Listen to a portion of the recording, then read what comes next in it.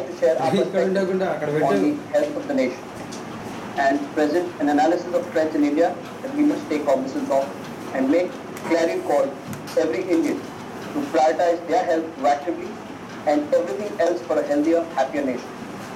We have with us today Dr. Pratap C. Reddy, Chairman, Apollo Hospitals Group, Dr. Sangeeta Reddy, Joint Managing Director of Apollo Hospitals Group. Along with them, we are joined with Dr. Anupam Sibal, Group Medical Director, Apollo Hospitals, Professor Nirmal Kumar Ganguly, former Director General, Indian Council of Medical Research and President, Apollo Hospitals Educational and Research Foundation, Dr. Sujoy Kar, Chief Medical Information Officer at Apollo Hospitals, and Dr. Satya Sriram, CEO, Preventive Medicine, Apollo Hospitals, to address the media. Before we ask the dignitaries to address a couple of house rules, I would request every media personality to please keep their audio on mute and video off. During the Q&A, we will give them a chance to speak. For the Q&A, we will request you to please mention your name and the publication that you represent. And in case you're not able to, ask the questions, we could type that in the chat box and I will ask on it. Without any further ado, I would request Dr. Sangeeta Reddy, Joint Managing Director of Apollo Hospitals Group, to set the context of the national health.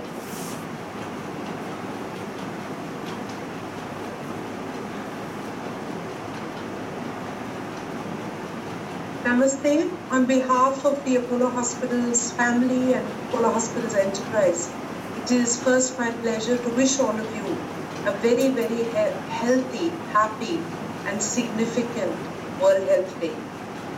It is well known to all of us, and especially now after the year we have been through, that health is the most important aspect.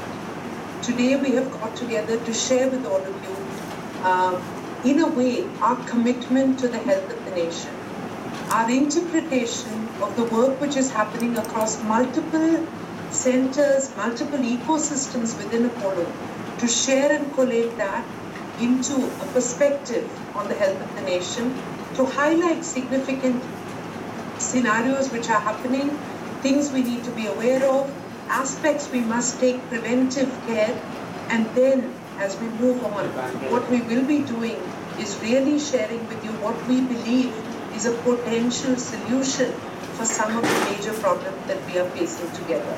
So with this, may I have the first slide, please?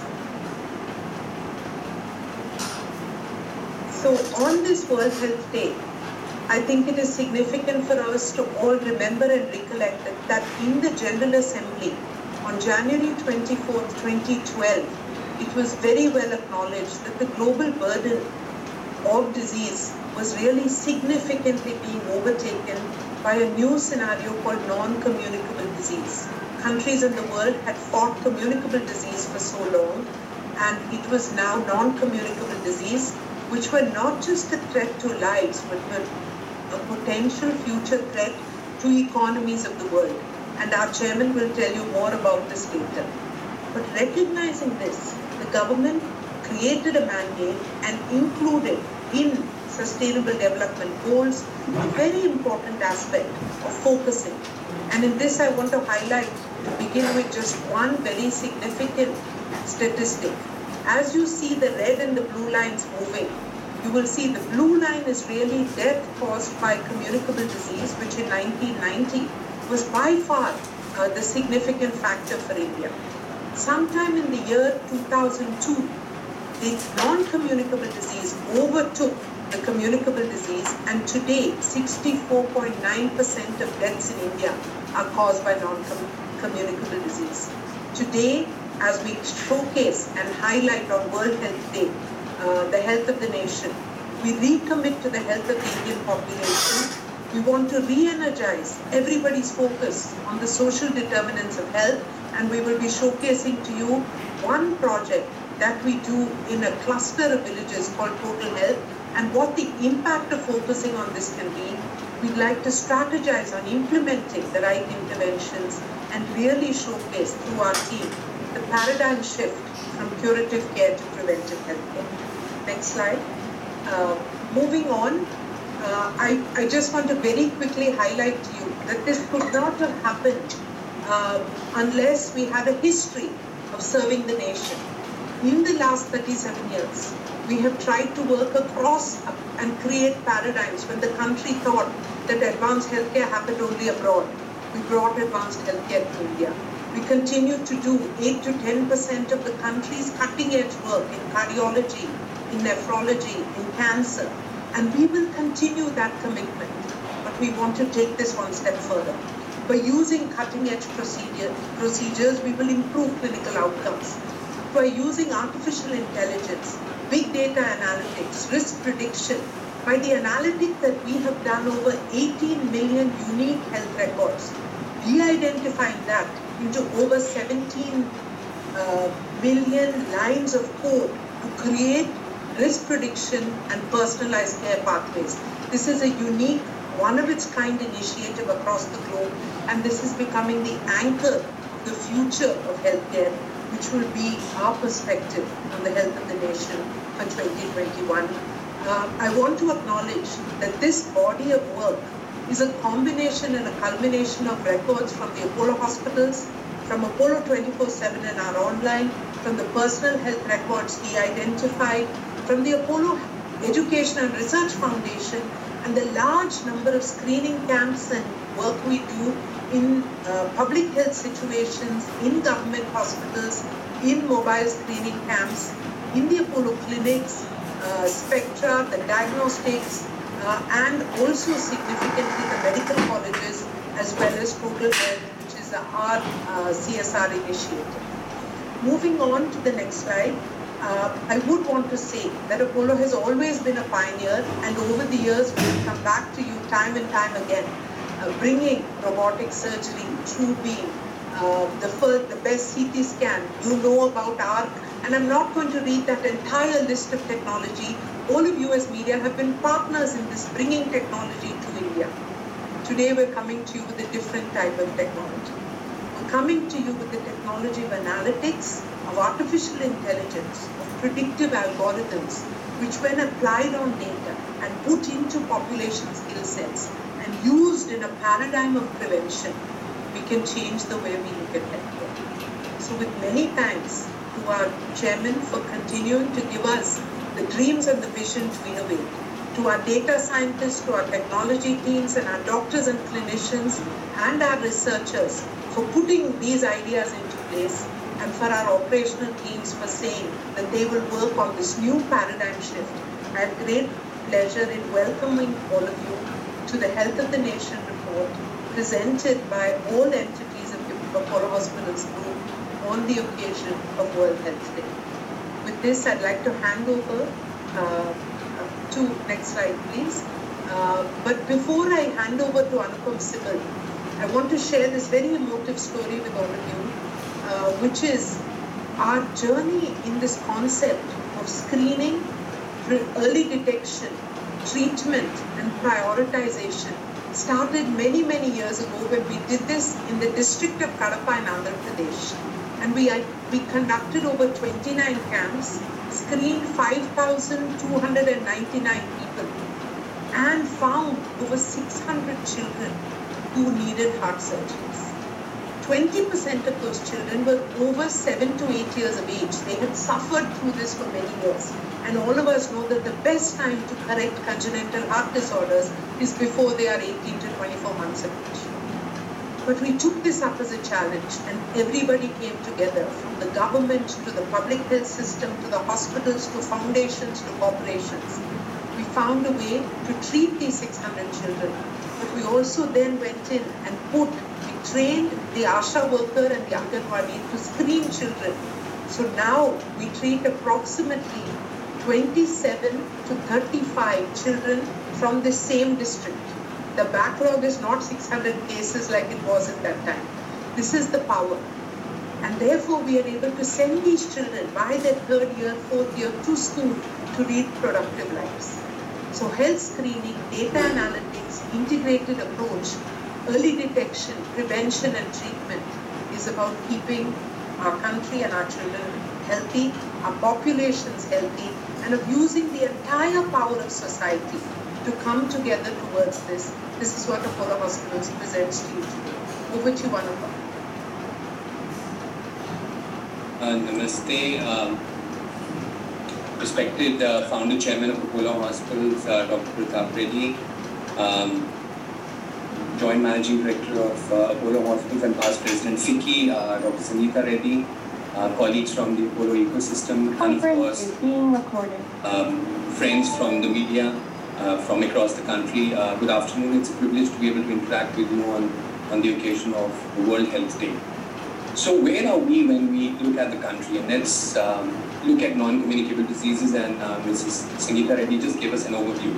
So we look at dyslipidemia, and we look at the numbers, 42% in individuals between 46 and 60, 38% in those older than 60, and 29% in the younger lot of 31 to 45.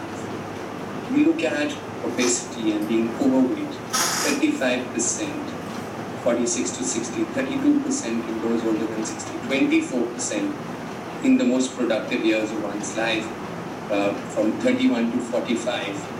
If we look at hypertension, 15%, 14%, 8%, and even in the very young population of 16 to 32%. And this is data based on our analytics of 1.5 million individuals, so 15 lakh individuals who came to us. And what we also have is dyslipidemia and obesity are closely followed in the 31 and 45 years cohort. So 46 to 60 is where we have the highest incidence, but sadly 31 to 45 is catching up as well. And also in 50% of those with hypertension, we have dyslipidemia and 32% have diabetes. So we have three conditions, and we know that over a period of few years to a couple of decades, these can have very devastating consequences. If we look at pre-diabetes and diabetes, so pre-diabetes is to the left of the screen and diabetes is to the right. 46 to 60 years, the cohort is the highest. And this makes these individuals prone to diabetes and of course the complications. But the 31 to 45 year cohort, the orange that we have, is also very significant. And the prevalence of diabetes in the 6 to 60 year cohort is almost as high as more than 60. So we are really looking at a very productive population base that is getting afflicted with pre-diabetes and diabetes, and we all know the serious consequences of diabetes because it does not spare any organ system. In addition, about 50% of those with diabetes have hypertension, and sadly, when we analyze, 60% of diabetics are leading a sedentary lifestyle, and these are very huge numbers if you look at 33%, 30%, 35%, 32%, 31%. So really alarming figures here. If you look at women, and sometimes there is this sense of comfort that individuals have that yes, estrogen protects against heart disease, but let's look at hypertension, dyslipidemia and diabetes. Sure, the prevalence in women is lower, 15% in diabetes as against 17, 8% hypertension as against 9%. In men, dyslipidemia 26 as against 32%. But see, the difference is not huge, so they're pretty close. And also after menopause, the risk of getting heart disease in women increases. Of course, when it comes to obesity, the prevalence, you can see here the difference is about 3%. Now, while I presented to you data of 1.5 million people who had a health check, we also looked at screening a lot of individuals, factory workers, urban poor through our urban health centers, and this is pretty substantive data. It's 367,306 people that were screened last year, and the income varied from 6,000 to 10,000, then to 20,000, 20 to 50,000, and of course there was a significant proportion of those who were not working, and it is a mix of females and males. So if we look at pre-diabetes, it goes from 0.7% in the young to 4.5% in those older than 60. If we look at diabetes, it goes from 0.7 to a staggering 18%, with 13.5 in the 46 to 60, but 18% in those older than 60. Look at hypertension, it climbs from 0.7 to 2.8 to 9 to 15%. So it's not just about people living in cities and having high-stress jobs, but it is also about those factory workers and those who live under situations of extreme difficulty. We also had the opportunity of doing some work looking at highly sensitive children, and the idea here really was to predict, based on the level and the cutoffs, and we have mild, moderate, severe, to predict the likelihood, in addition of certain other tests, of developing cardiac disease. So we screened about 13,000 older family members, 7,350 individuals who had a preventive health check. We also have created a biobank where we have 33,000 samples stored, and we will be analyzing as time goes by these individuals that will be under follow-up to see what were the risk factors when we actually measured the HSM troponin, what were the interventions that we were able to introduce into these individuals. It's about lifestyle changes, about medication, antihypertensives, about statin, when indicated, and longitudinally following these individuals to see what happens. If we look at cancer, and this is really a rather alarming slide. If you look at the prevalence of cancer, it's just growing up from 1990. In 30 years, you just see how breast cancer has shot up. There isn't anyone on this call who does not know of a family member, friend who hasn't got afflicted with cancer. We look at top 3 cancers for women. They are breast, cervical, oral. For men, they are oral, colon, and lung. And breast cancer we can pick up early through breast self-examination. Through pap smear, cervical cancer can be picked up. Oral cancer can be picked up through screening. But sadly, individuals come late. And while we might have the best therapy available, from precision chemotherapy